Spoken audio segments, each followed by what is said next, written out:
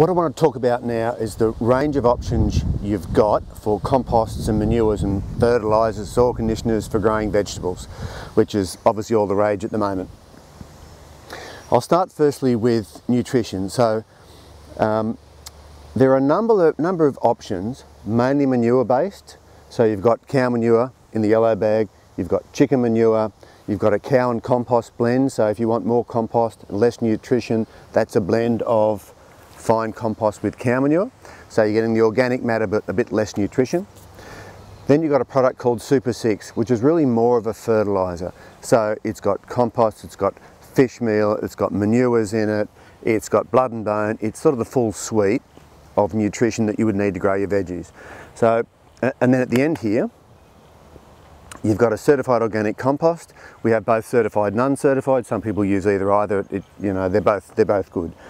They'll both look like this, fine organic matter. Now, it depends really what you're trying to achieve, which one of these you use. So we're on a fantastic organic veggie farm here. What they're using is the certified organic compost.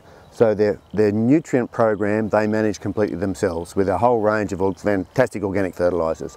What they wanted in the soil was water holding, organic matter, and the basis on which to grow their produce. So you can see in this case here, snow peas are coming up. So what they've used is a fine layer of compost. They've dug some in to give it some conditioning. Then they've got a fine layer of compost on the top that then is a seed bed, and they've seeded into that. So the same, you can see there's quite a few things seeded around me. So that's what they've used the compost for. Now they then liquid feed into a whole range of things to manage their nutrition. And people at home, might want to do the same thing, in which case I'll use something like the K-Tech liquid feed or a liquid fertiliser, or you might use an Aquasol or Sea Sol, a whole range of things. It sort of depends what sort of grower you are, whether you're really keen on your veggies or you just feel like you should do it. Some people are right into it and they want to do all this sort of stuff themselves. So it just depends what sort of guy person you are with your veggies. Just on the manures, you want to be a little bit careful when you're using it, so don't overfeed.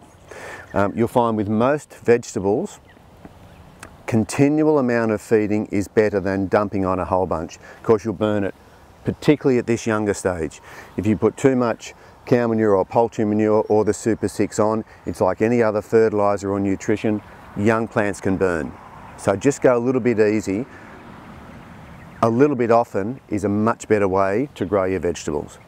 So when you think about it, look at where you're going to grow.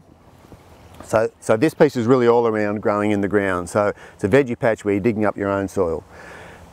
If your soil's good in terms of organic matter, so it's dark, it's rich, it's friable, it's all those good things, you probably don't need a compost. You might, but you probably don't.